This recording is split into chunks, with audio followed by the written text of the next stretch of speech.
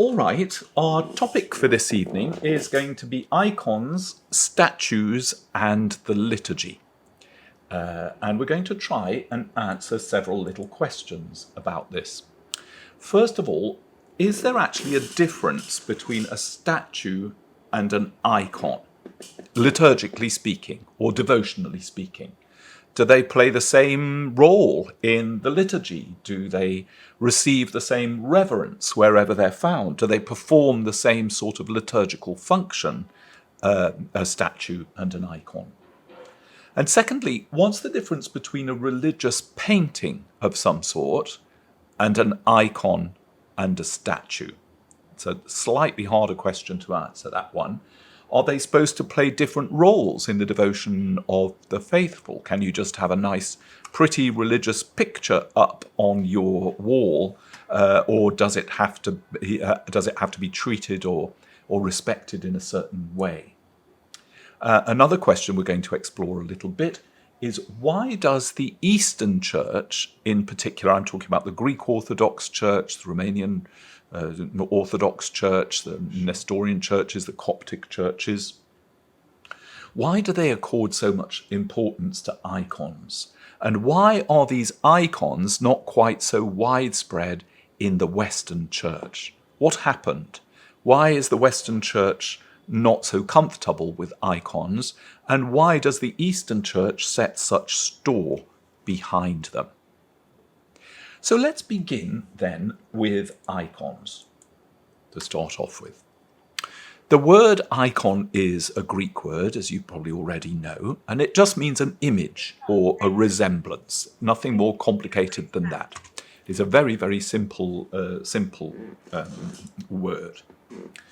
It's most commonly painted, an icon is most commonly painted on a board or a cloth, although some of these icons can be made in precious metals or overlaid with jewels.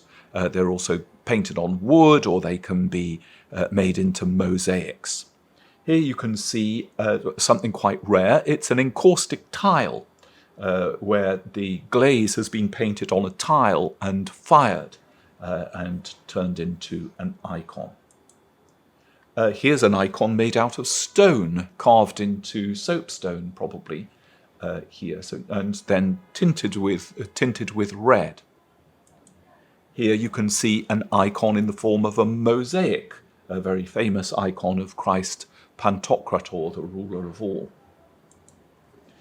Here you can see a Russian icon heavily encrusted in gold and precious and semi-precious stones. We'll look at that one in a minute. So these icons can be made of different things. It's not just the traditional icon that we imagine being painted on wood. They can be made in various other forms as well. An icon is not primarily a work of art. They're actually sacred images that are going to be used very specifically, and we'll find out how, in religious devotion of various kinds. Now, of course, the first icon, say the Greek Orthodox, was made by God himself. Human beings are icons, they're images, they're made in the image of God. As Genesis tells us, male and female, he created them. This proscription of of images in the Old Testament, you remember in the commandments, make no graven image of anything in the heaven above or on earth beneath. This was believed to have been annulled when God himself chose to become visible in human form in the person of Christ. We'll discuss the ramifications of that in a minute and what that has to do, what the incarnation has to do with icons. These icons often depict Christ or Mary or the saints or the angels, and they can contain more than just one figure. This is an ivory icon, as you can see here. Some, in fact, are going to tell a sort of narrative scene from the Bible, like this icon here.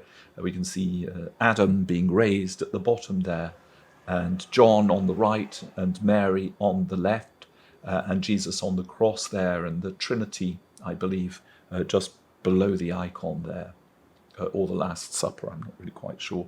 Not enough people for that, maybe. Here's another beautiful icon that Joris has brought to our attention, of the narrative history of Saint Joseph of Arimathea, and how this links with the community of the Celtic Orthodox community in Brittany.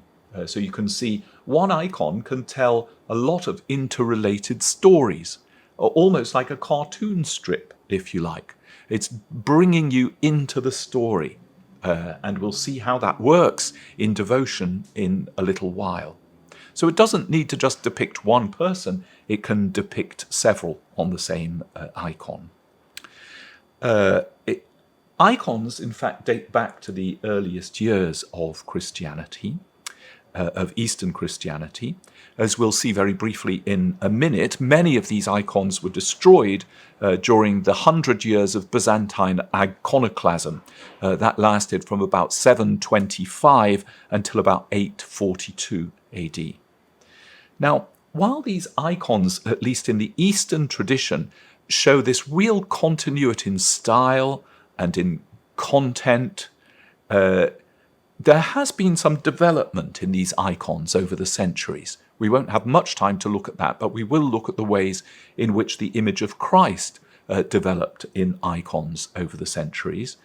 But that's not at all the case, as Joris will explain to us in a little bit, in Western Christian art, which has shown a lot of sort of what we might call development or evolution. Icons have quite a sort of special series of rules, if you like, and devotional approaches around them, which means that you can't just bodge anything on there that you fancy. It has to be well and truly in the tradition of the icon writers through the centuries. Now, there's a tradition that dates from about the 7th century, actually, the 600s, which identifies Luke as the first icon painter. You remember that he was a doctor and accompanied Paul on his missionary journeys, and here he is with his hand being guided by the angel, painting this or writing this first icon, St. Luke himself, of the Virgin and Child, depicted from life. You can see the Virgin and Child are there on the right-hand side of the picture, and we'll discuss how important this is and how effective an argument it was against the iconoclasts, who said, how dare you destroy an image painted from life of the Mother, the Holy Mother of God, and of Jesus himself as a child, painted by St. Luke. If you do that, you're denying the incarnation in some sort of way. There's also a famous story about King Abgar of Edessa. Edessa is in modern-day Turkey today, but it's related to the Armenian story, the evolution of Armenia as a Christian nation. The story goes something like this. In about 50 AD, King Abgar of Edessa fell ill with a grave disease, and he asked that Jesus come to visit him and heal him. But instead, this was a letter that Abgar sent to Jesus and the disciples, but instead they sent a painted image of Christ, which helped him recover from his illness and led to the conversion, essentially, of the Armenians as the oldest Christian nation in the world. So you can see here on the left, there's this image of Christ, and there's another King Abgar image on the right-hand side, holding this cloth with Jesus's face on it. There's even an Armenian banknote evoking this story, as you can see here. This image has over time become identified with the story of the cloth of Veronica. This story is not in fact in the Bible, but the story goes, and it's told in the Stations of the Cross that we looked at earlier on in, I think, spirituality and liturgy. that Veronica stepped out of the crowd with a cloth to mop the face of Jesus when he was on the way to Calvary, and the cloth that she used to mop the face of Jesus bore the image of Christ.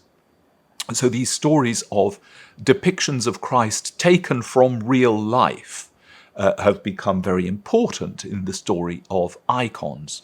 There's a connection between the physicality of the person and the image depicted on the icon itself. And the closer you can get to it, either an imprint of the actual face of Jesus or a portrayal from life of the Virgin and Child, the more holy, if you like, the icon becomes, because it becomes closer and more closely related to the incarnation itself. It's a direct image of that. So here you can see on this image, the one on the left is in the Vatican, the one on the right is in Vienna, I believe. All of these claim to be these true images of the face of Christ, either painted from life or sent to King Abgar, or from the handkerchief of Veronica. It's a very powerful legend, and it's come down through the centuries. The one on the right looks a bit like a Pokemon, I always think.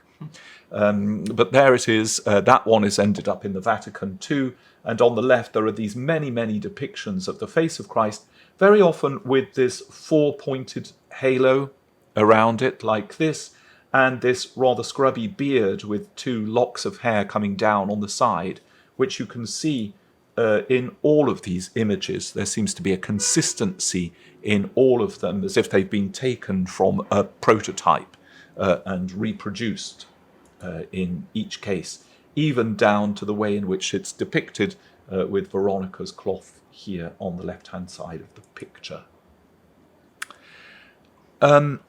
Now, when Constantine, some of the earliest Christian writers, it has to be said, inveigh against the use of painted images in churches for very complicated reasons, actually, because they were done in pagan religion, for instance, because you were obliged to worship an image of the emperor, because certain sects, like some of the Gnostic sects, took great pride in their depictions of Jesus and in certain uses of those depictions of Jesus in paintings.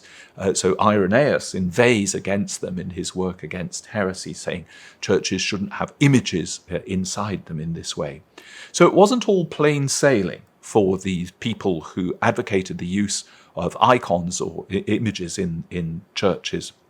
When Constantine I, the Emperor Constantine, extended the toleration of Christianity in the early 300s, this was, in Byzantium, in Constantinople, many pagans converted to Christianity, and so, they say, the use of icons became more widespread in the late 300s and 400s, because the converted pagans wanted a vehicle of their faith that they had enjoyed in paganism. They didn't see any reason why there should not be depictions of the martyrs in particular, or the saints, or of Christ and the apostles and the angels themselves, to aid them in their conversion and in their worship.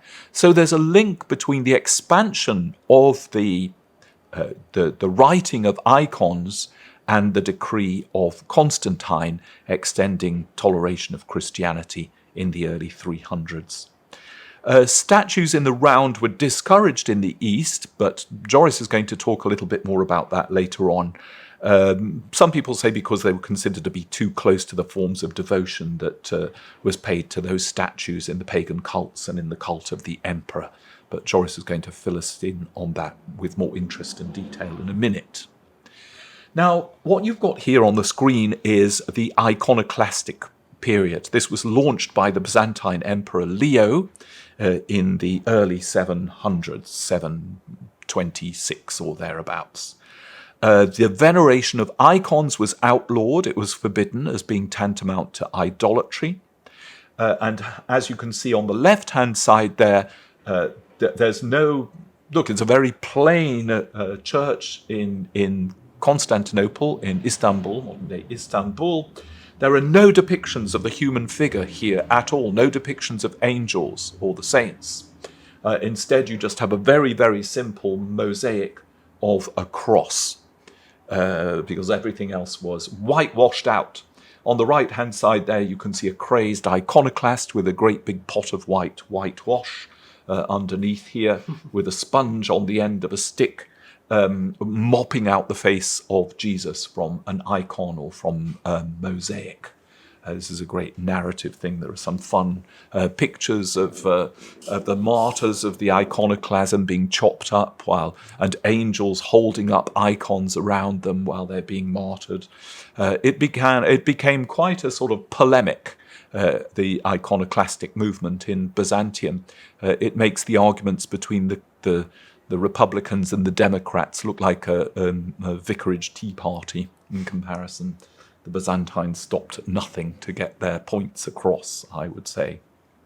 So the Byzantine Empire was sort of besieged by the rise of Islam, and there was this polemic in the Byzantine Empire that said we've become idolatrous.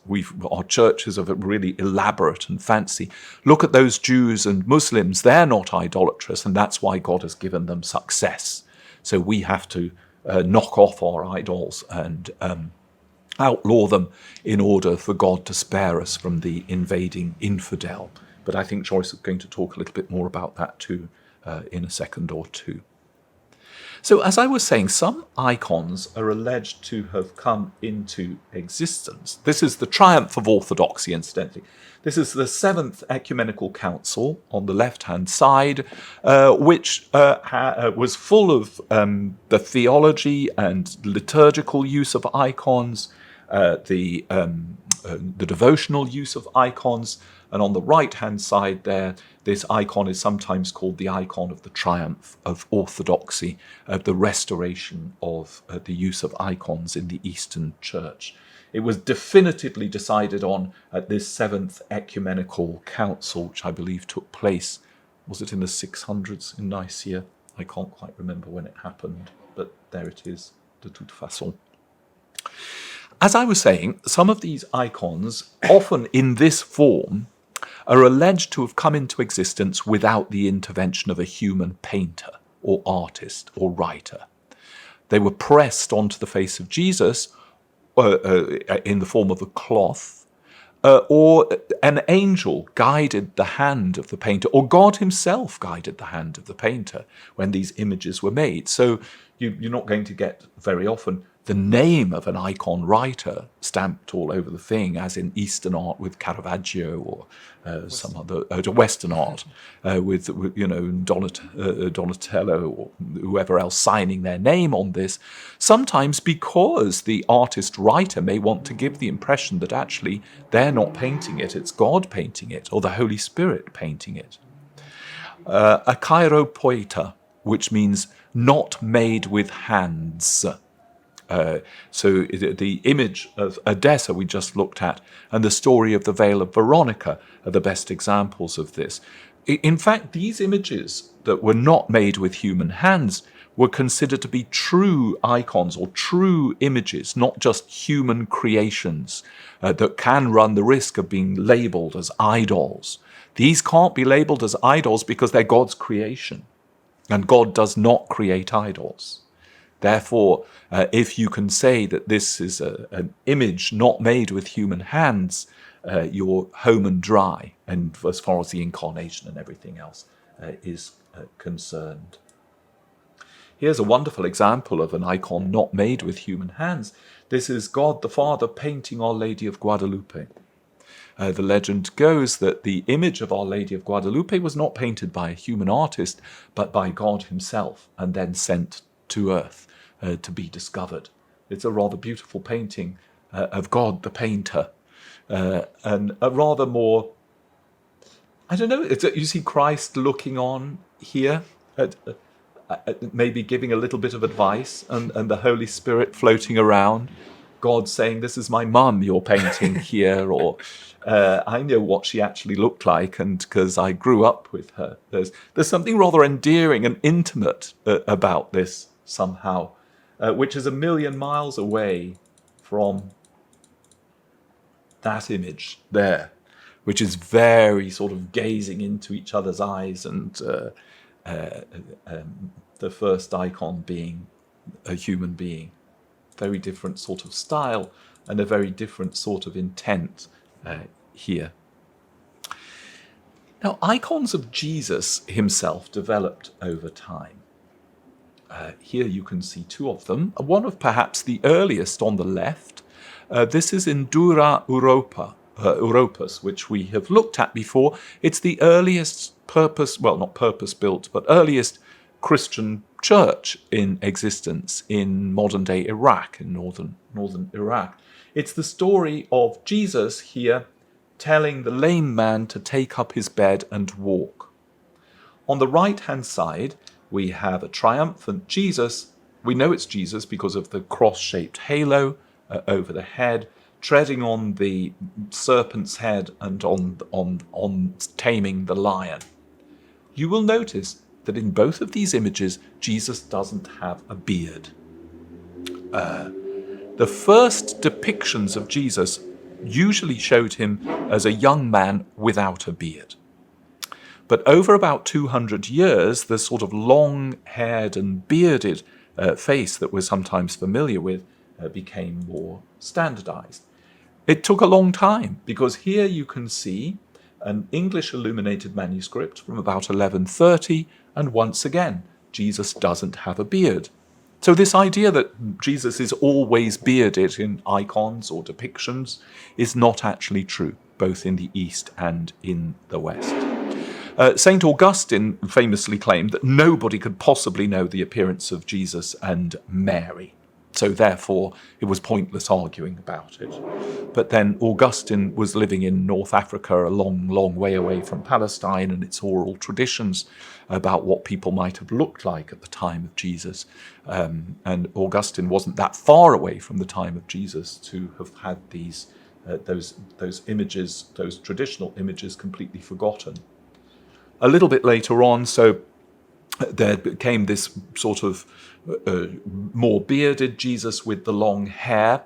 Sometimes he's depicted with straight hair here, and this image on the left here is sometimes, but even though this is in the catacombs in Rome, when he's depicted with frizzy hair, we've got another example of that coming up, it's thought to be a more Semitic depiction of Jesus, as opposed to a more Western depiction of Jesus with this center parting and the long beard. There's some more examples of this, I think. Here's another very famous example. You can see that this icon itself is in the form of the Christ not made with hands, a very typical depiction of that, with this sort of center parting and a bushy beard. But here you can see on the left-hand side we have Jesus on a Byzantine coin after the iconoclastic period in the 800s, with the emperor on the other side of the coin here with the diadem of the Byzantine Empire. But here, look at Jesus. He's got a very distinctive hairstyle, very, very, very curly hair and not straight hair. And this is sometimes called the Semitic depiction, whereas these ones here are thought to be more sort of Western. And there is Pantocrator with Jesus depicted very finely in this way.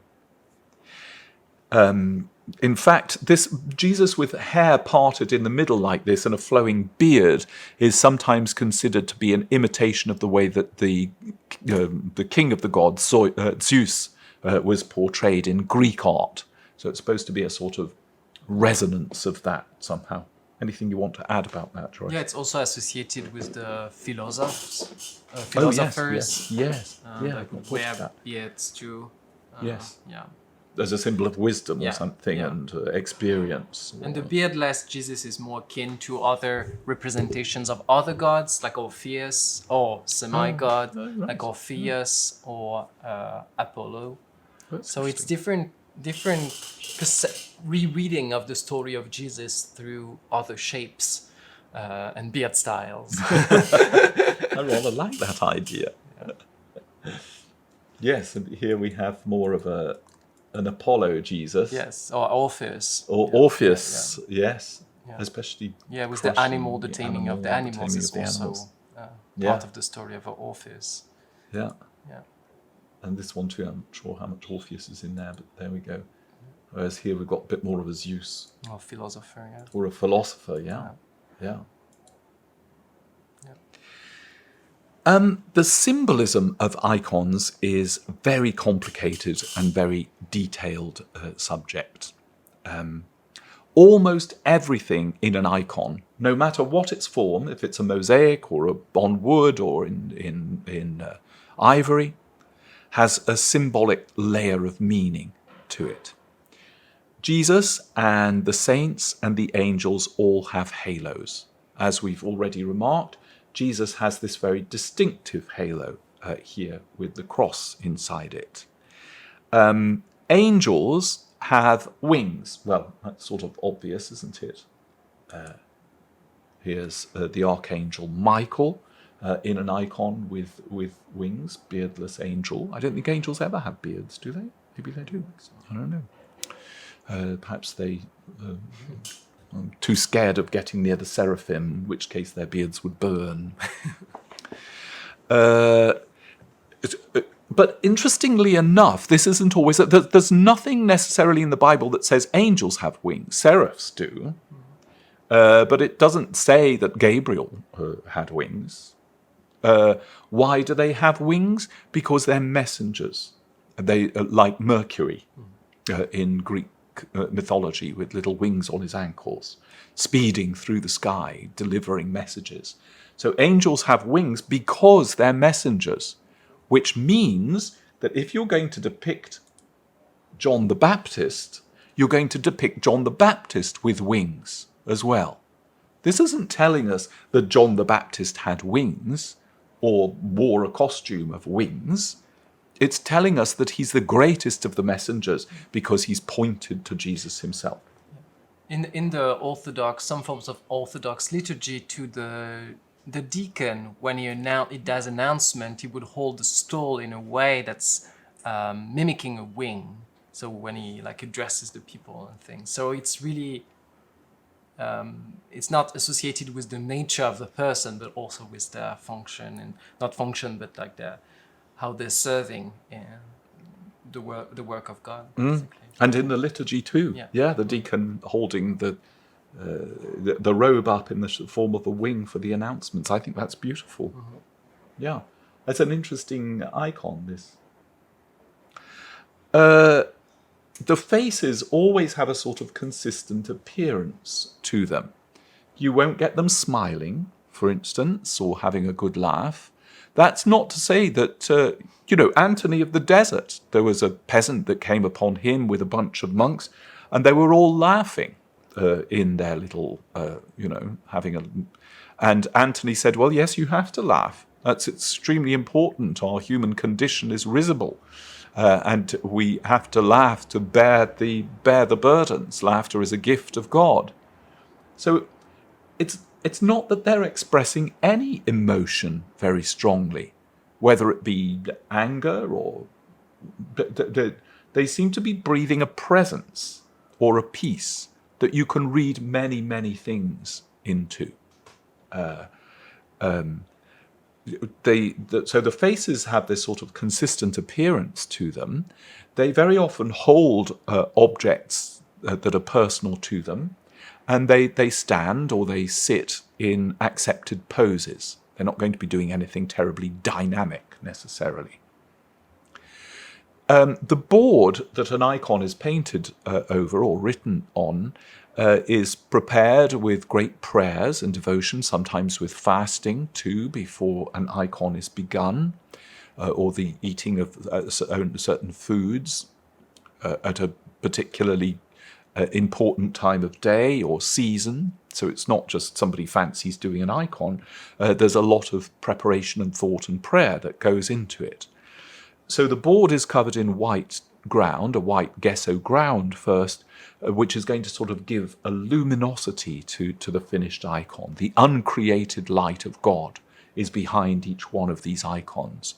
And as they're written and the white ground is put on them, the prayers or the focus of the attention of the icon writer is the fact that they're bringing something into existence. We'll come back to that, out of the pure light of God.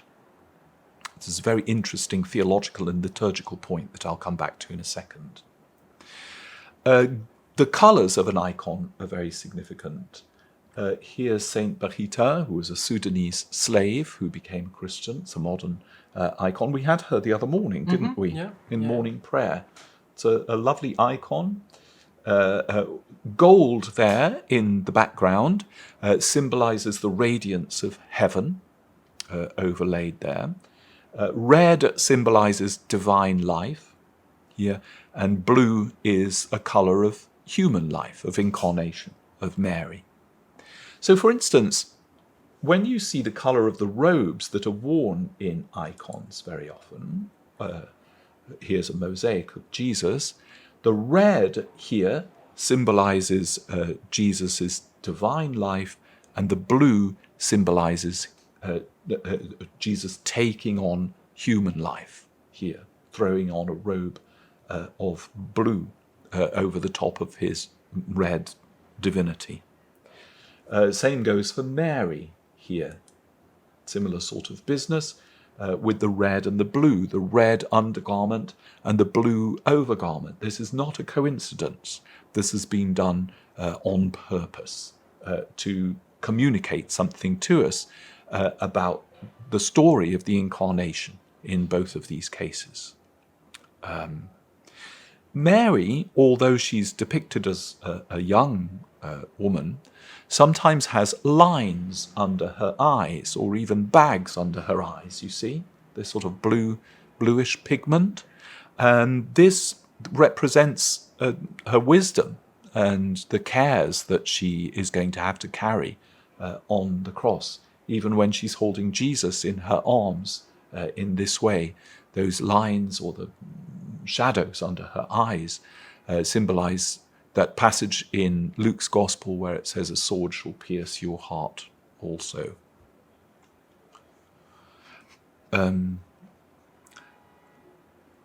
The eyes of an icon are not going to look directly at you.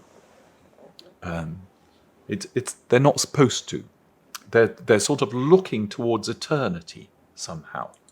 In some icons, they can carry this off more successfully than in others. Eyes are notoriously difficult to paint, aren't they? Or at least some artists tell me so. In a more modern icon, they might be looking at you, especially a more modern Western icon. But this isn't traditional. In all of these icons, where's he looking? Mm-hmm. He's sort of looking at you, but sort of not. See how that's working? The same in these other ones. It's a very interesting way of portraying something.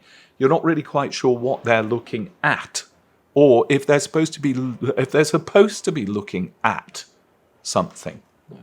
Yeah, what we don't consider also, because there are pictures, is that they would be illuminated and lit with candles, so it would give life to the icons in a very different way than the light that was used to take the photograph. Yes, exactly. As we saw in the icon of Joseph of Arimathea, which sort of brings it to life. Where was that? It was back here, wasn't it? Let's just look at it quickly. Yeah. Here it is.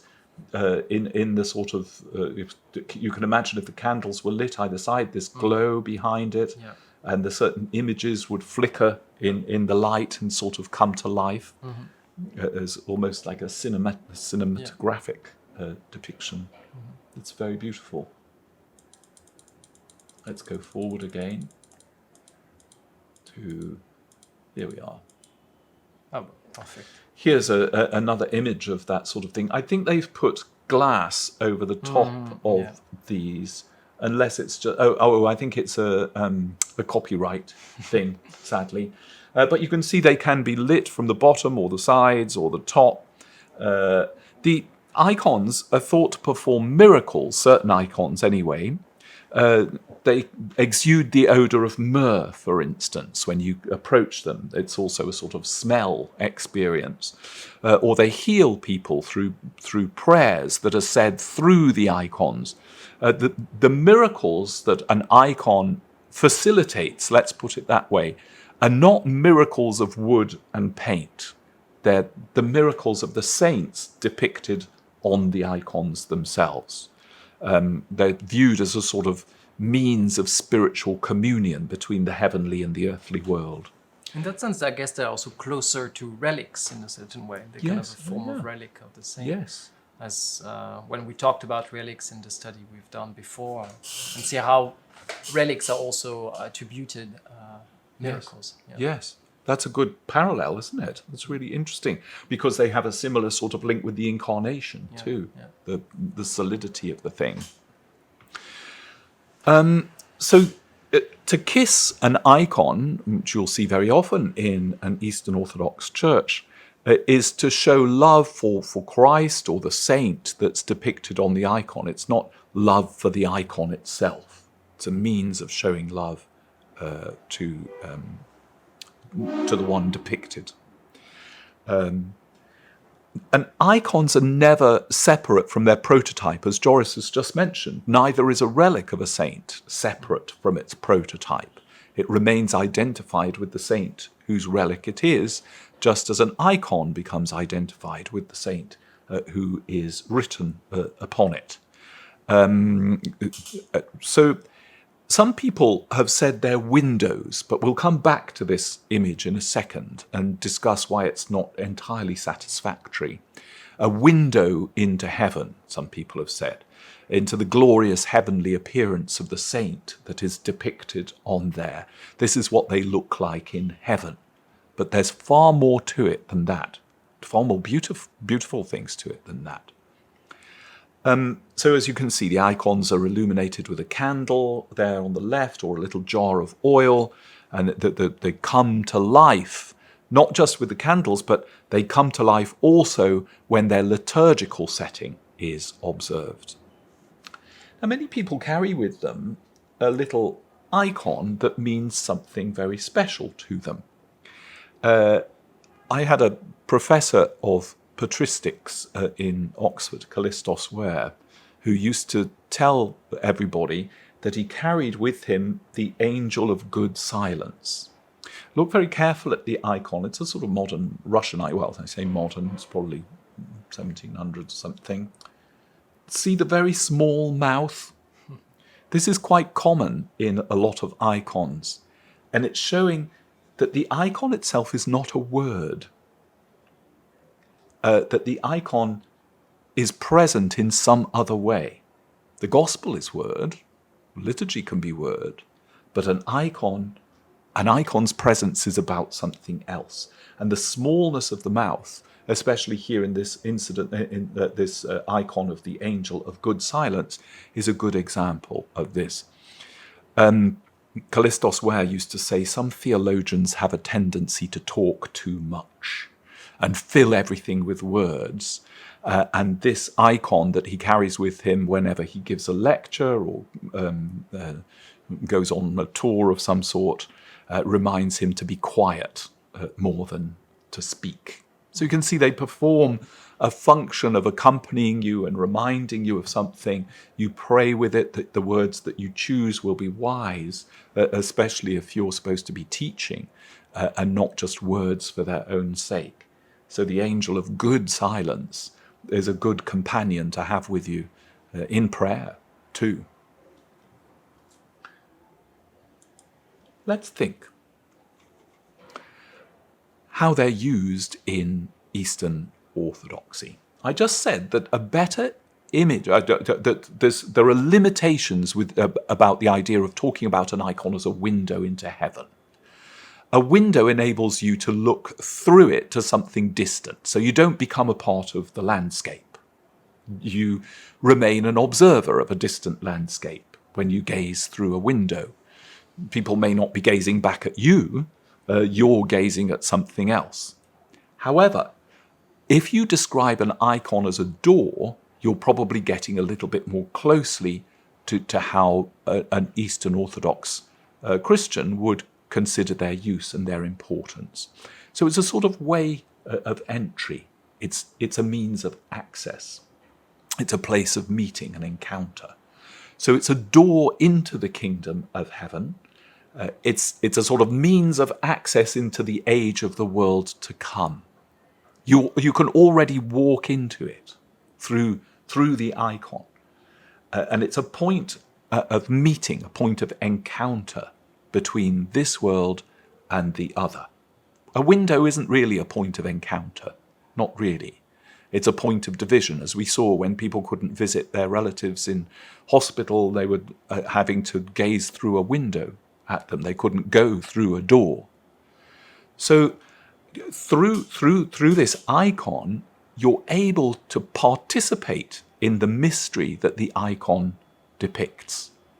So the icon, in the end, is a liturgy of presence. It mediates a presence. It's not a window. It's an invitation to pass through the door. Don't stay this side, because you can bet that the people depicted on the icon, the angels depicted on the icon, are not going to stay the other side of the window. They're going to walk through the door to be with you there, just as you're able to walk through the door. The door goes both ways, after all. So that's why it's better to describe an icon as a door than a window. That explains its liturgical function better. We can pass through it, but the depicted saint or angel or Christ is going to pass through it too. Let's think a moment about the icon screen, the iconostasis. So this icon screen, as I've said here, it marks a sort of frontier or boundary between earth and heaven. So the screen here makes the kingdom of heaven present to you, as I've just said about the door. It's a boundary that's not going to divide the two. It's permeable. Permeable by the saints and permeable by us. So it's a sort of bridge that makes the saints present to us. Now, I've heard people often complain, especially from the West, that this icon screen hides what's going on behind it, that the mysteries are out of sight, that we're supposed to be able to see the priest fiddling around back there. But actually, this icon screen doesn't hide. How could this thing hide anything? It's revealing things. These many spiritual realities are revealed and made present to you through this icon screen. You can see here Christ on one side and Mary and the child on this side. The people that are closely associated with this particular church here, the ranks of the apostles and the saints and the martyrs mounting up here, making their presence felt. This isn't blocking anything out, quite the reverse. It's quite interesting that these doors within the icon itself and their use in the Eastern Orthodox liturgy, these doors open at particularly announcing moments of the liturgy, where the real presence of Christ in the bread and the wine is brought out to the people. The real presence of Christ in the gospel is brought out to be announced to the people. And this is a permeable boundary between earth and heaven that reveals more than it hides. So the icon also exists within a context. That is to say, you can't just sort of say, I fancy collecting a few icons and hanging them up on my wall, maybe downstairs bathroom, there's a nice space for it. It'll impress my guests when they come round for dinner. The icon always exists within a context. And when it's taken outside that context, you can almost say that it ceases to be an icon. And the context of an icon is prayer and worship, liturgy. That's why they're not just works of art, these things. It's not just something that's beautiful that you can admire or critique or give an aesthetic judgment on or describe its place in art history. It's far more, it's liturgical art, essentially. And the icon has got power to it because it's a part of an act of prayer. The icon is a part of an act of prayer. Next, prayer and theology are inseparable. You can't pull them apart. If you pray in truth, you're a theologian. Don't care if you've got tons of qualifications or anything. An icon essentially is theology made out of lines and colours. There's an essential link between the icon and the gospel. Think about it for a minute. In fact, the gospel is the word that is being proclaimed. The words of Jesus being read out loud in the church. The icon is that word depicted in pictures. That's why they've very often got small mouths. Let the gospel speak for itself. Let the word do its thing. But our ministry is rather different. We're bringing the incarnation to you in line and colour, not in word and concept. Something to add? Yeah, I think we talked about that when we studied also Orthodox spirituality, and we talked a little bit of icons at that moment. So if you want to look back. To look back at it, that might be interesting. But I remember we said something about the fact that the stories in the gospel are not naturalistic. They don't give you the whole details like in Balzac or in Zola. And you cannot figure out everything in the details, or you don't know the skin color of that person. You don't know the how they look like, whether they're short or high. Sometimes it's mentioned, but it's usually making a point or something that's part of the story. But most of the time, you don't have the details about how was the weather like or all of this. And that's basically the equivalent that you see in an icon, that you have things are quite simplified in a way, stilized or hieratic. Hieratic. Hieratic. Yeah. I'm going to talk a little bit about that later, but that's basically the same equivalent that you have in art. Beautiful. Yeah. That's very interesting, isn't it? That the Gospels and the icons have that in common. They pare things down. Yeah. Yeah. Yeah. But because and allow you to encounter. They're moved by something that's not just naturalistic. Yes. Yeah. So it's interesting that in the Eastern Orthodox liturgy, the icon is venerated in the same way as you venerate the Gospels, or in the same way that you venerate the cross, through kissing, through reverence, through procession. So there's this essential link between the cross, the icon, and the Gospel. And we'll also see now that the art of an icon isn't just a sort of liturgical and theological art, it's also a sacramental art. It's a very interesting point that people in the West perhaps don't really grasp all that often. It makes something present, just like the Holy Sacrament of the Eucharist. So icons make Christ present to us. So his presence, absolutely, all Eastern Orthodox people would say the presence of Christ in an icon is very different from Christ's presence in the Eucharist. But having said that, divine grace is mediated through an icon. So the icon is an outward visible sign of an inner spiritual reality, whatever the definition of a sacrament is, like water or fire or oil or bread and wine. The icon itself becomes a sacramental presence in that sense. It's interesting to see this analogy, Nigel, because when we talked about blessing too in this study we did, we talked about like the monstrance and the exhibition of the sacrament that in the West has taken some of the role of icons or icons of Jesus, that people contemplate, really like revere and venerate in a way that's quite physical, but that's also something you look at. It becomes almost a piece of art. Yes, Or yes. a Yeah. icon more than a piece of art. Yeah. Yeah. That's a good analogy, and we're coming to another aspect of that in a second. It's interesting.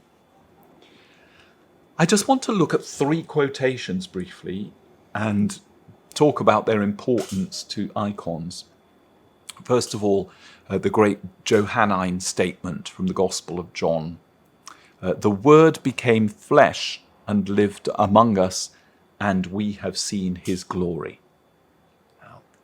That verse there is one of the foundations of Christian iconography, and that is the fact of the incarnation. That can't be understated. If God chooses to be seen in Jesus, the one who has seen me has seen the Father. Remember that from John's Gospel as well? You can make an icon of a God that can be seen. Icons are God's fault. God chose to be visible. God chose to become visible in Christ. If then God chose it, who are we to deny it? That was the great argument of the people who were against the iconoclasts. In fact, they said, if he can be represented, then he must be represented. We have no choice. Not to make an icon of Christ is offensive because it's inferring that it can't be seen. The incarnation wasn't real, that it was only a semblance, that it was an abstraction. The fact is, God chose to be seen in Christ. And if we deny that by saying, no, we can't make a picture of him, that's the end of that, it's denying the incarnation. It's a very powerful argument and an interesting one, and sort of brings the importance of icons home in some ways. Secondly, here's a quotation from the Eastern Orthodox liturgy, which we use in our offertory sentence sometimes in the West. All things come from you, O Lord, and of your own do we give you. For thine own we offer unto thee in all things and for all things. See that? What the Eastern Orthodox priest is doing when the host and the chalice are elevated is a Eucharistos. I give thanks. I am giving back in thanks to God what is God's. And I'm not doing it just for myself. I'm honoring God in all things, and I'm honoring God for all things. Priesthood isn't just about human beings. Priesthood, this act of the Eucharist that all of us engage in, is about the whole of creation. We're offering to God what is God and what is God's, and we're supposed to be offering it on behalf of all things also. That's a really crucial thing for us to remember when we try and figure out how icons play a liturgical role. Because here's what's going on. It's essentially thinking. Just think about it for a minute, because the Greeks have thought about this quite a lot. What makes human beings distinctive? Why are human beings different from any other of God's creations, like animals or birds or reptiles or something? Well, they thought, perhaps it's because human beings can think logically. But actually, that's nonsense. Thinking isn't just the province of human beings. Animals can think. They can figure stuff out. They can learn. How about rebuilding and remoulding the world, building houses, building roads, building stuff, technology. Is this what makes human beings different from all of the rest of the creation? No, absolutely not. Bees change their environment and build hives. Birds build nests, sometimes extremely complicated and beautiful ones that human beings have learned from about stresses and strains. Animals can change the world in which they live, just as human beings can. So that's not something that we can do for all things. They can do that for themselves. How about tools? Technique tools? Well, no, absolutely not. Think about the birds that use sticks to get insects out of holes, or otters that use stones to break up shells or fish and things, or the monkeys and the apes use tools as well. So how about love then? This is a big one. Are we unique in the fact that we are able to love? No, absolutely not. Animals show love for one another too, and love for other species even. Relationships, animals have relationships. So relationships aren't a strictly human quality either. So is there anything then that makes the human animal unique? Is there something that we do through the Eucharist that God has asked us to do as human beings? Well, say the Eastern Orthodox, we're Eucharistic animals. We're animals that give thanks back to the Creator in all things and for all things. So we make these icons. This is what it's got to do with icons. We take the wood and the paint and the pigments and everything else that is there, in which God's presence is already glorious and beautiful because God has made them. But the iconographer is going to reshape those materials as a sort of sub-creator that makes that glory that's inherent in all of those materials manifest in a new way. So an icon offers the creation back to God. The icon is a Eucharist, an act of thanksgiving for what God has given to us. So an icon is making a way in which we become these priests of creation. And that has huge ecological implications. Icons have massive ecological ramifications to them. The whole business of taking these materials respectfully and offering them on behalf of all things reverentially back to God. The icons never belong to us, though we may be sub-creators in them. It's very interesting what you yes, it's very Schmemann, Alexander Schmemann, who is an Orthodox theologian. It's very interesting because, like, as Westerners, sometimes we think like, oh, to be ecological, you have to have birds or like represent animals and things. But these icons don't need to represent animals to actually be ecological, because it's a way you relate in Christian way and the kingdom of God that's creating this harmony and this peace. So it's really interesting, even if they represent human beings. Yeah, because they represent human beings in a sense, they can be Eucharistic. Or angels and or angels or Christ, beings, like created beings. Yeah. Yeah. It's a very beautiful thought. Yeah. There's a last quotation. This is from Dostoevsky, although some people have been attributing it to Prince Philip for some bizarre reason. I really don't know why. Beauty will save the world. What the Eastern Orthodox will tell you is that the icon is an expression of divine beauty. It's a theology of beauty, actually, the icon. There are those things. There's the good, right? The truthful and the beautiful. All attributes of God. God is truth. God is good. God is beautiful. The interesting thing about that is that beauty is instantly attractive. The good might not necessarily be. The truthful might not necessarily be instantly attractive, but beauty draws you in straight away, almost as if you can't resist it, despite yourself. It's an instinctive reaction. The Greek word for beauty is kalos, and it's in fact linked to that Greek verb kaleo, I call. The beautiful calls to us. It is beautiful because it calls out to us irresistibly. So the beauty calls out to us and it invokes a response in us straight away.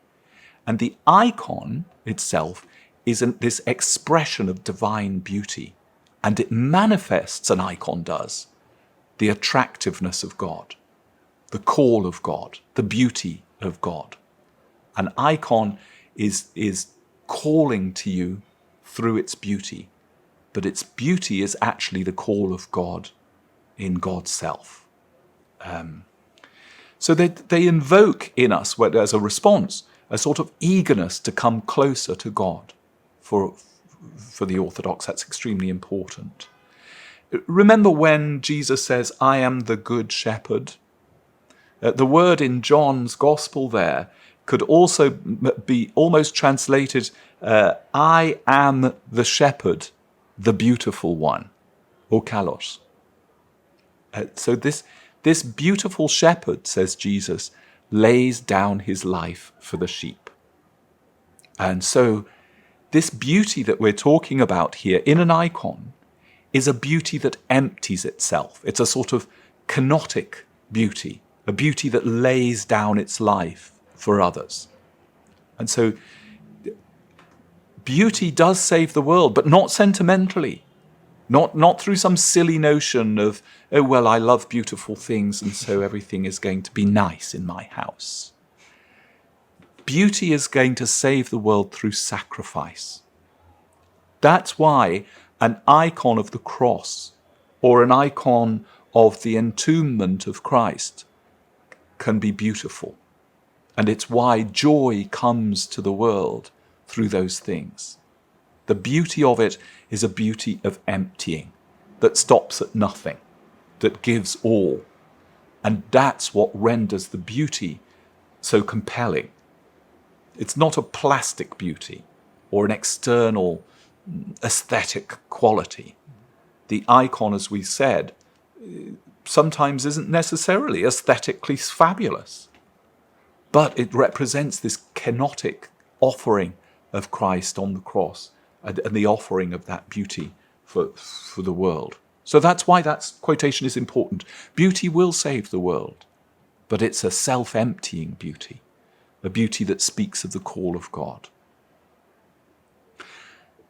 That's all I have, but now we're going to talk about icons and statuary. And this is where Joris is going to take over for our second half. So I'm going to swap places so you can be nearer the microphone. There we go. Okay, there. You in? Yeah.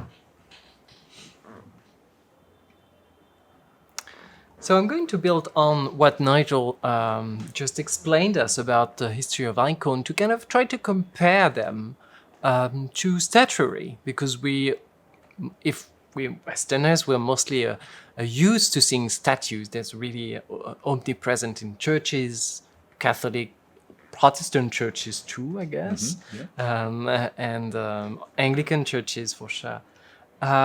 So when we think of the East, we usually don't think of statues so much. But as Nigel showed us, there are actually examples of statues or bas relief or some form of even if they're not round statues, you can go round, you know. There is some form of relief that's present in Eastern art. So here, up. Here there are two statues that are Byzantine statues. You can see one in ivory here, and one which is Our Lady of Montserrat in, is it this one? I think so. Yes, I think so. Yes, Our Lady of Montserrat in Spain now, but it was actually a Byzantine statue, so the statue has traveled a little bit across the Mediterranean. But that's two good examples of the fact that the East has also had statues, and actually a lot of it's never been forbidden to create statues in the East. Even the Seventh Ecumenical Council that Nigel mentioned never banned statues altogether, saying that they are a danger. Because as you explained, Nigel, it's totally possible, and it's actually a Eucharistic duty to bring about the creation in depictions of the holy and the heavenly realities. So statues as such are not a problem. And as Wistainers, we may, or through a modern mindset, we may oppose them, like statues as being this thing and icons being this other one, and considering that one is better than the other, but it's not. So yeah, here. So actually, the square also in front of Hagia Sophia, the big Byzantine basilica that was built by Constantine. By Constant, or yes, yeah. Was also surrounded by statues. So in the early medieval period, late antiquity, you could see statues in Byzantium. So how come that we associate then statues mostly with the West? Well, in the 8th and 9th century, in the Eastern Church, as Nigel mentioned, the Eastern Church was torn by many conflicts around icons, that is the depiction of icons, and all these questions, also the relationship with Jewish culture that forbade icons, and Islam, which was the growing religion in the Near East and expanding too. And so a lot of Orthodox felt the pressure of this, because people converted to Islam in these regions, and so there was a lot of polemics to engage about statues and icons and the possible or not depictions of God and the saints. So that's the context that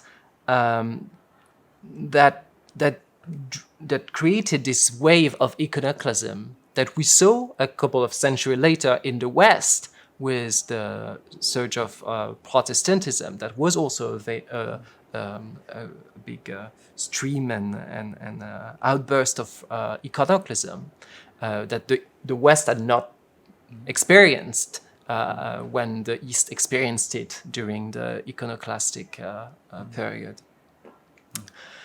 So the lingering heritage of this really traumatic conflicts probably encouraged a form of reticence towards the three-dimensional representation of saints and gods and God. And gods, it depends where, if you set it in a Christian context, but also you see the Jews and the Muslim are also dealing with the same questions, you see. So the spread of Islam in the following centuries also fueled this prudence, like the Islamic teaching being very cautious not to represent the divine, although you also see in Islam that there are some possible representations. So the rarity of statues in the Christian Orthodox context can be understood really in relation with these tensions and conflicts regarding the depiction of God. So as I mentioned, no canon actually talks about or denies the whole possibility altogether to build statues and to carve them devotedly and religiously, devotionally. But it can be understood really because people argued pro and counter statues, even though it was not forbidden. But people could see that statues could lend themselves to some form of idolatry that maybe the two-dimensional dimension of an icon doesn't allow as much. So a lot of many people have reflected about the advantages and inconvenience So to speak of the statues versus, or statuary versus iconography. One of them was actually in the 18th century, Saint Nicodemus of the Holy Mountain. So he was an 18th century Eastern Orthodox monk, mystic, and theologian. And he wrote a book that's called the Rudder. And in the Rudder, which is a commentary on the canon of the Seventh Council, but all canons, he showed that statues are not immoral. No council ever said that statues were immoral or dangerous or whatsoever, but that they don't do the job as well as a flat representation or semi-flat representation. For him, the Lord so accepted the creation of statues as a form of compromise in a way. It is kind of a condescension to human weakness because it's kind of even more so than an icon, it's answering our senses, you see. But his argument against the creation of statue does not actually rely so much on the theological principle saying like you cannot depict God, because that's not the point in orthodoxy, but on really the practical difficulty, not only to build a statue, which is more difficult than building an icon because you're involved in a three-dimensional carving. So it can be stone too. So I mean, it takes a lot of different forms, and it's not based on wood. Wood is also related to all the wood of the tree of life, the cross. All of this is in the back when you're talking about an icon. So when you have a statue, for him it's considered it's harder to make, but it also said that it's not as decent and venerable as the images which are depicted as icons by the means of colors and painting. And I think that's one of the very important things. And when we studied also medieval Christianity, we saw that the importance of color as a form of physical light that you have in the icon that you may not have in the statue. And especially when we look at all these questions of reflections of candles, you see that with a icon, it's an object of light as much as an object of matter. And so that's why it's so important it's echoing a lot of things that a statue can't do really, because a statue is not going to be reflecting as the same way as an icon will. A statue, on the contrary, may have shades and this chiaroscuro that you see also in Western painting, but that's not the traditional depiction of the light of God as being the omnipresent light, the one that was here since the beginning. So what's then really the difference, maybe if we look at how they work in a certain, if I may use this word, what's the difference between a statue and an icon? So we've seen that a lot of people have been struggling with the difference. So what's the status between of each of them?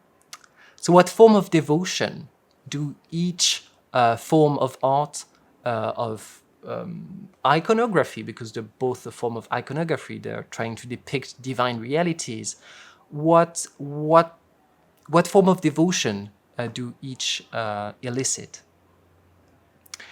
So we're going to walk through different arguments, pro and con, the devotional use of statues. So a statue, maybe I can have a statue. I wanted to have a picture of an icon, just to have it in the background. That would be nice. This one, this beautiful angel of silence.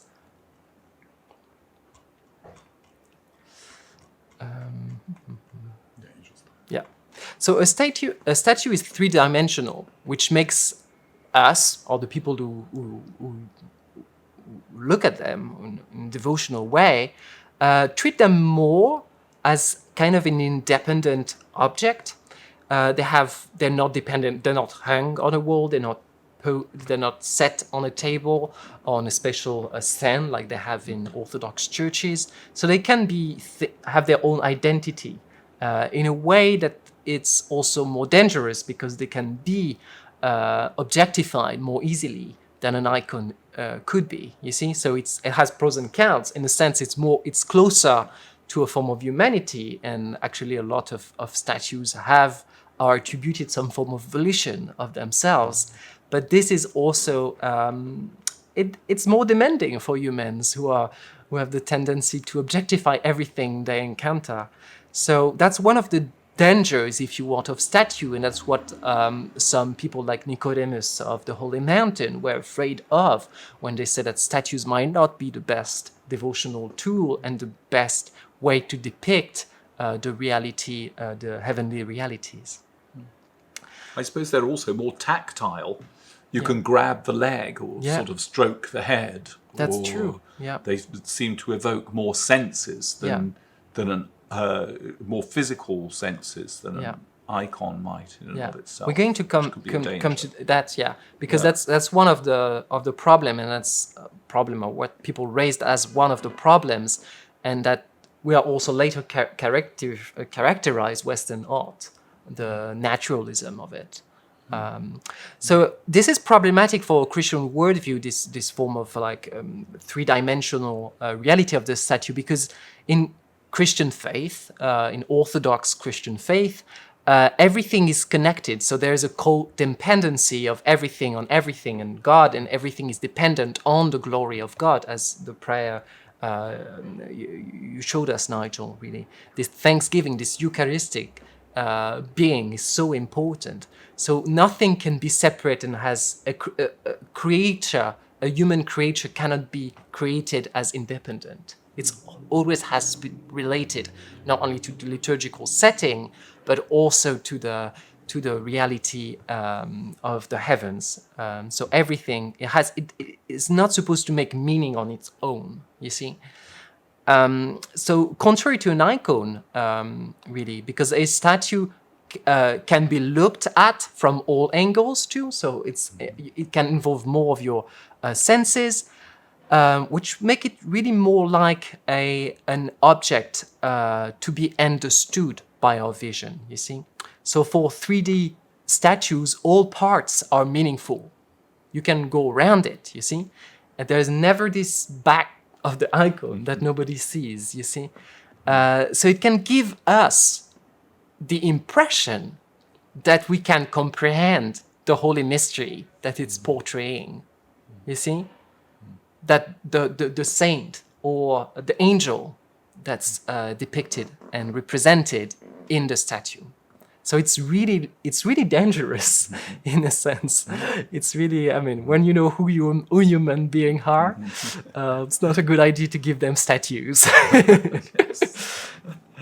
So the second dimensionality, on the contrary, of icons challenges our senses, because we're so used to being in a three-dimensional reality that icon then suddenly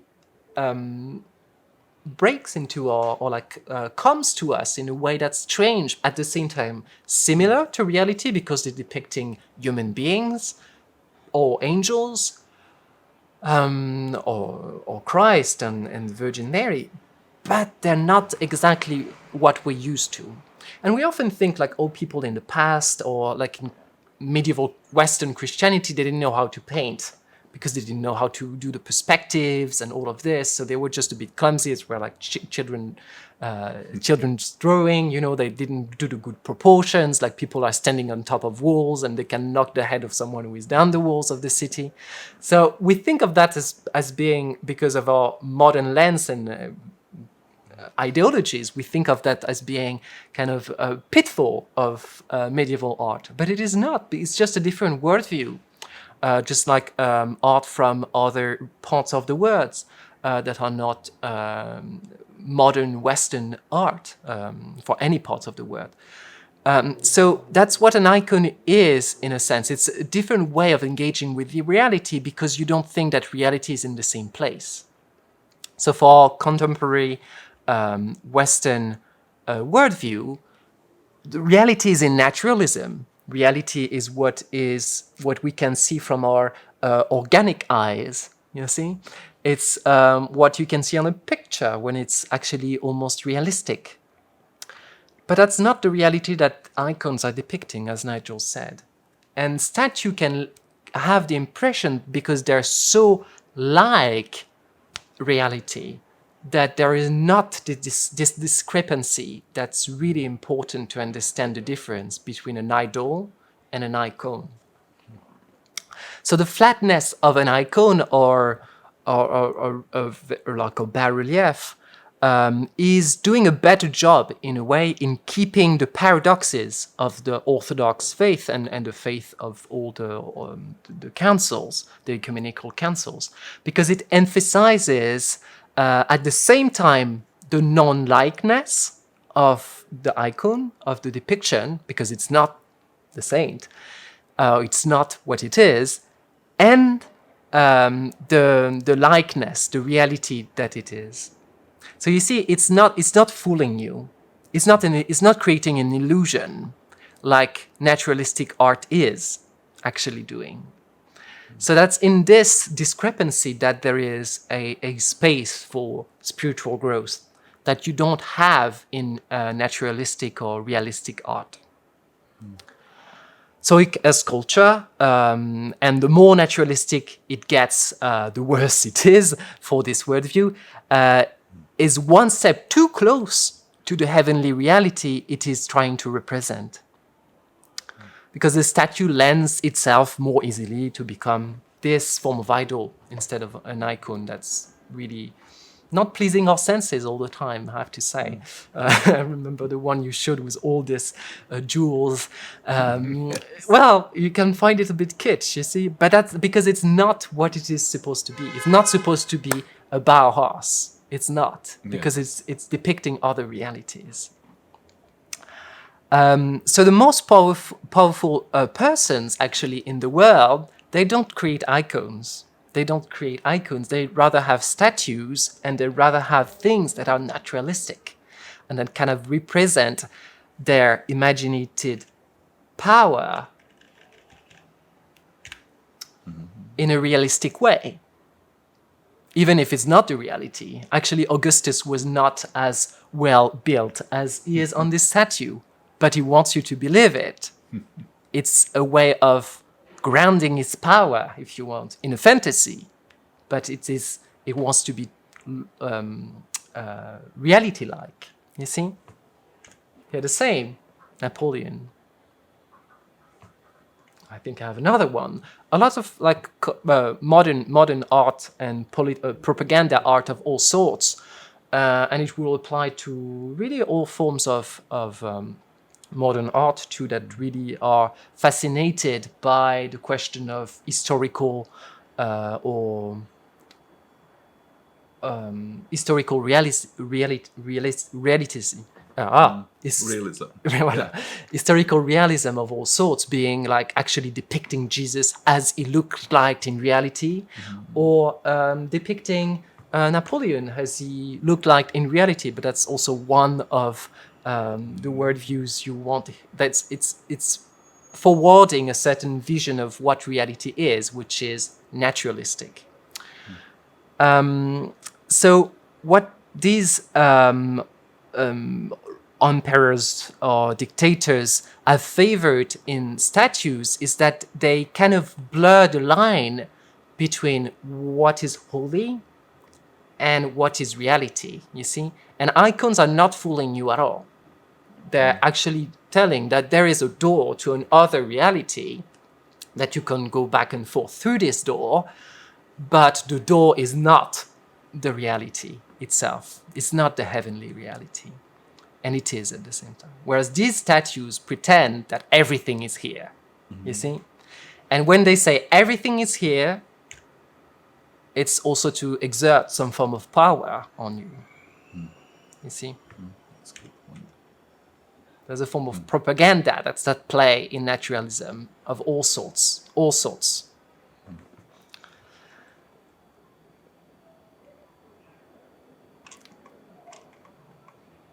So statues lend themselves more to be naturalistic depiction, but paintings too, you see, and certain forms of painting, especially Western art that has really been fascinated by this realism, naturalistic perspectives or realistic views, by the use of perspective usually.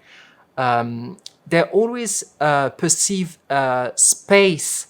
They always perceive in space instead of merely appearing as an icon is. So that they're always setting you, like here in this picture of North Korea, you see that there is a perspective in the distance. You have a crowd in the back. It's kind of taking you in it. You see, you're walking into the if you frame it in a certain way, it's a VR, it's a virtual reality. You see, so it's captivating you. An icon is not doing that. It's managing a space of freedom, of growth, of encounter, whereas this is not doing that. So they are, in a sense, too close, this form of art.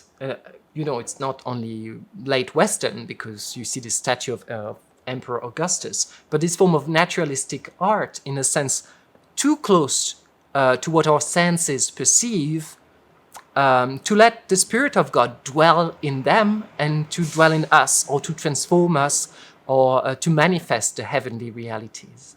It's really buffered in a way by actually pretending like it's giving you what you want, you see?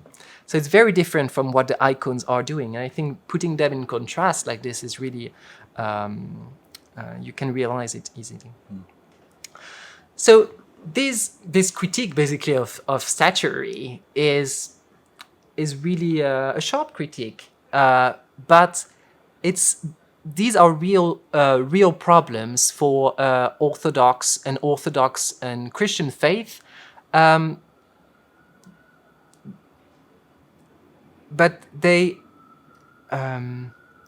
are certain ways of addressing them and looking at them with a bit more of a charity, if you want. So, and a lot of modern icons are actually also influenced by Western forms of art, and in the West, a lot of icons are also taking account of that to a certain extent, and some statues too can be conscious of this. So we can have a look then at the other forms of arts that exist and some statuary, and try to see that in the end maybe the divide is not so much between statues on one side and icons on the other one, but what you and how you're actually depicting it. And then we are going to have a look at what contemporary or modern art is doing with these stories of depiction. So you can place a sculpture against a wall that would kind of prevent this going around it and kind of objectifying it. And actually most Roman sculptures were carved in order to be set against a wall or in a little niche. So their face, like in this one, that's Madonna and Child from Auvergne in the center of France. It's a beautiful statue. You see that the back is really not expressing anything. It's kind of like the back of an icon, although it's 3D. But even if when you look at from the front, you see that the front is kind of flat. It could be an icon. It's very flat and very hieratic. Hieratic.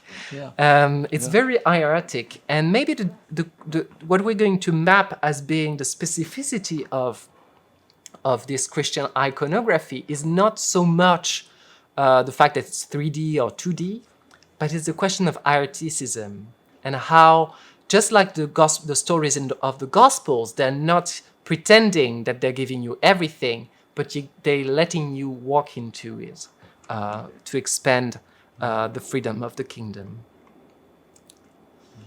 Another good example of that is the statuary here. The statues here, you cannot walk around them.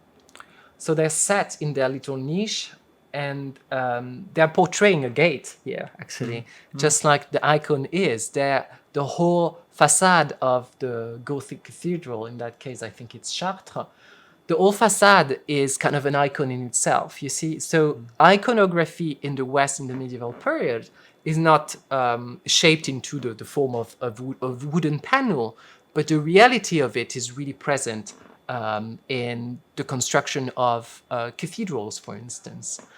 You see it, really.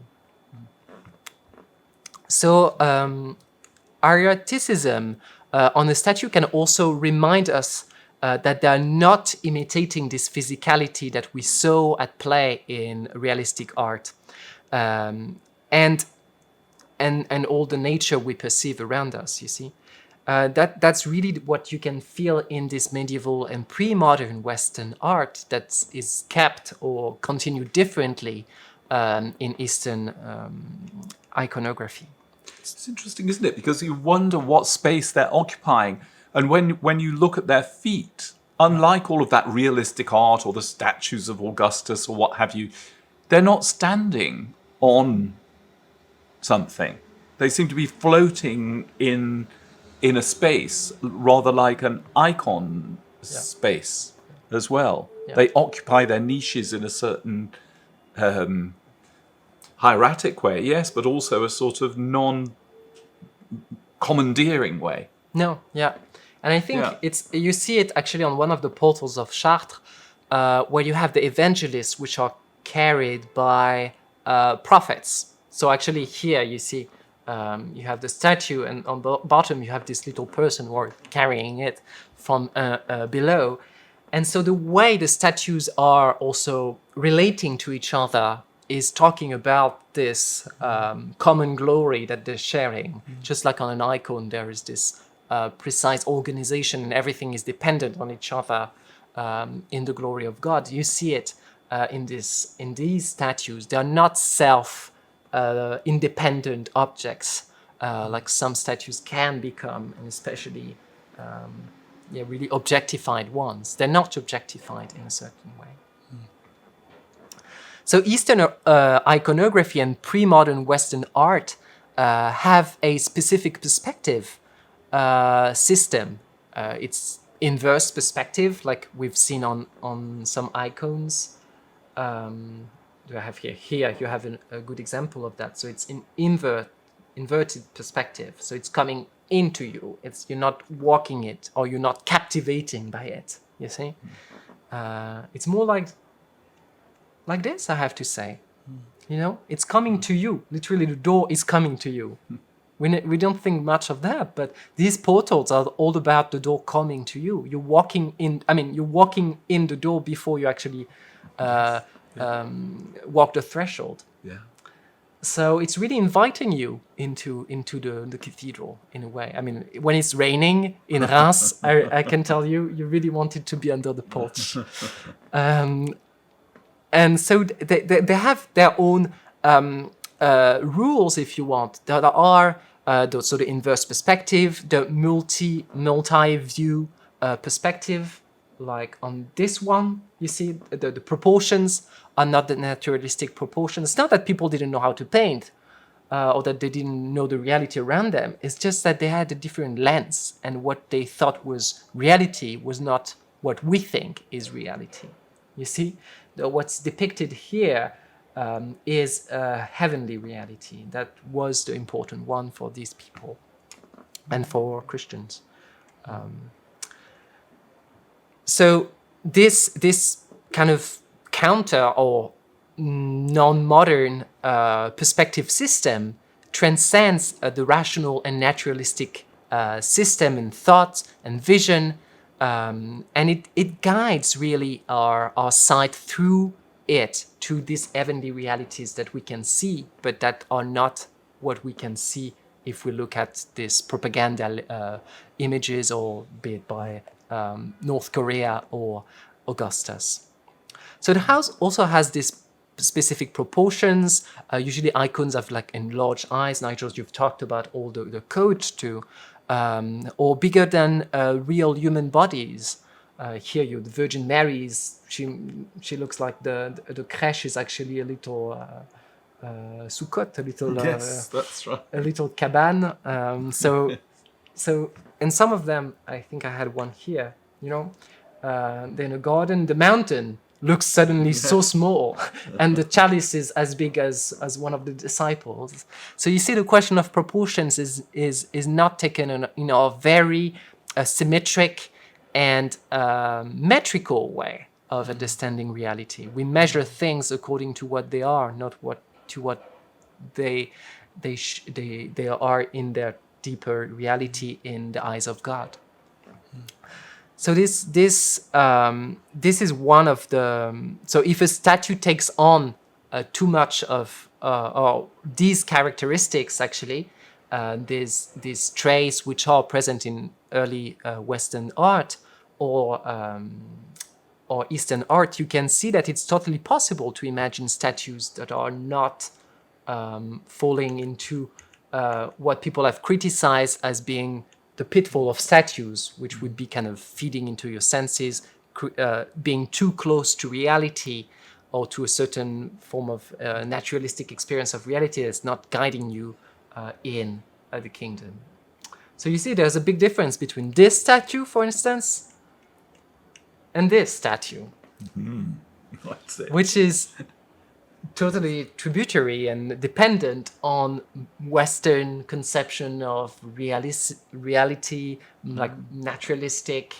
The flesh is really looking like real human flesh, or you see, it's alive, but it's not alive of the life of the kingdom. It's another type. It's the biological life. You see, it's very different. Here's another example: Caravaggio. Western art has really, as of the Renaissance, explored this and been fascinated by realities like naturalism and all of this attempt to depict reality as it looks like.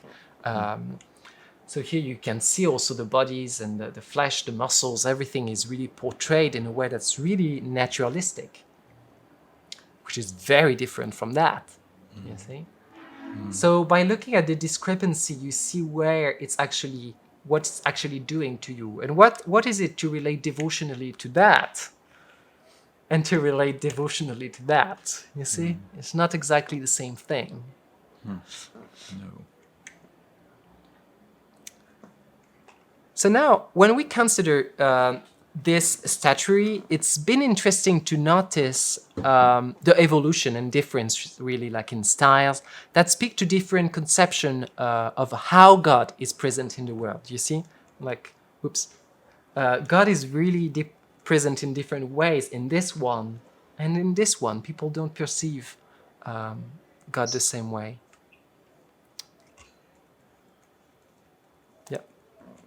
So until the Renaissance, most Christian art in the West was imbued with what I have called this form of articism. That's the statue and the painting are not realistic, are not naturalistic. Does not satisfy our senses. And in a sense, this form of articism that you see here too, and that you see in here, are closer to the gestures that are done in the traditional liturgy, which are not the gesture you would actually do to, give the chalice, or when I help with the communion, when I hand the wine and the water to Nigel, I don't usually hand him the wine and the water this way. You see, so it's a form of, I don't like to say stylicization, because it's not stylicization, but it's more of sacred movements that are different from the day-to-day movements, and that may actually influence the day-to-day movement in a positive way, but not reduce it to a form of biological, technical relation that we may have every day. So what this form of art, of hieratic art, is doing is that it's showing us a different way of living also. It's a form of other reality that's inviting us into it, just like the liturgy is always doing. And as you see, this form of articism is not only present in Western or Eastern art. Here you have a pre-modern statue of Virgin and Son of Crucifixion, Pietà, and on the other hand is a Congo Virgin, so a very early Christian art from the République démocratique du Congo, the Congo Empire. So you see that this has also this form of hereticism. It's not depicting a naturalistic Madonna. It's depicting what she is. You see, it's not organic. She is in glory and risen and always there. So I think that's all that I had really about these differences. Just wanted to mention quickly that, of course, Western art has also challenged this naturalistic conception of reality, that we've seen this statue of Christ that looks like almost too real to be true. As the Naya said, it looks like he's in front of somebody's garage. Yes, The statue that we saw earlier. I can show it again. Yes, absolutely. It was probably for sale. Perhaps it was a garage sale. I think it was, yes. It would certainly put me off parking. So you see, this is a very, that's a very naturalistic. Western art has been postmodern since, this form of art. But unfortunately, maybe it's so much part of a lot of statues you can buy if you go to a shop close to St. Patrick Cathedral. Yeah. That's the type of statue you see. So, of course, Western art has also explored the limits of representation. Here you see a painting by Rouault, or here by Gauguin, where Christ is actually looking more like medieval Christs. You see? So there's kind of a synthesis. This modern is kind of a synthesis of the East, the West, all the history of art, and challenging also this very modern conception of reality. But you see that also this form of modern depiction can lead to letting go of what an icon is doing and what Christian art has always been doing, that is representing human bodies in glory or afflicted, but human bodies. And sometimes it can lead to being really, really abstract. And so you're moving really away in a different way from what iconography or statuary has been doing when it was following this hierarchicism that we've seen at play. And this is the last and worst example of it. It's a Bauhaus crèche where all the characters in the crèche are reduced to being sticks of wood. Doesn't really invite you in. Yes. So that's all that I have really for about these tensions between statuary and iconography, and to maybe think that there's not really one line in art between the two and between East and West, but more different ways of relating to reality and more or less relating themselves to the Christian gospel and the way God has come visit us and save us. It's interesting that both statues of a certain sort and icons are thought to mediate the presence of the person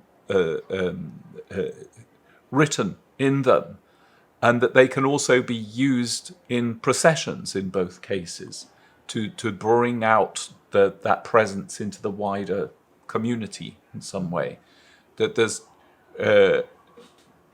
and the feeling of following an icon in procession maybe isn't that much different from following a statue in procession in the West. Perhaps people are conjuring up the same sort of ideas or the same sort of devotional response to both of them.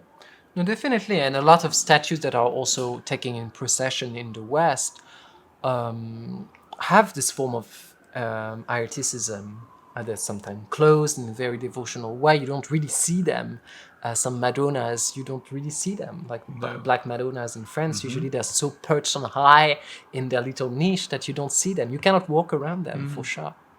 So there is definitely ways in which statues... I think the divine in the end is not between statues on one side and icons on the other, or East and West on the other. It's more how you relate to it and how you see it relating to the rest of the revelation or not. Yeah. That's been really interesting to find out for me, because I'd always thought, that I'd confused the Western statuary with that very sort of florid, realistic Saint Teresa of Avila in ecstasy in the Vatican. Yeah.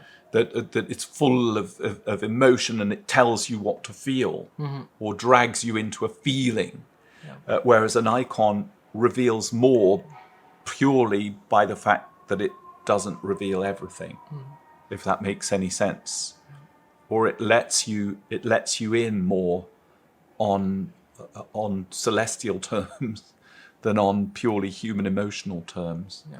And yet that on the right there we feel the same thing, even though it's a statue. Yeah.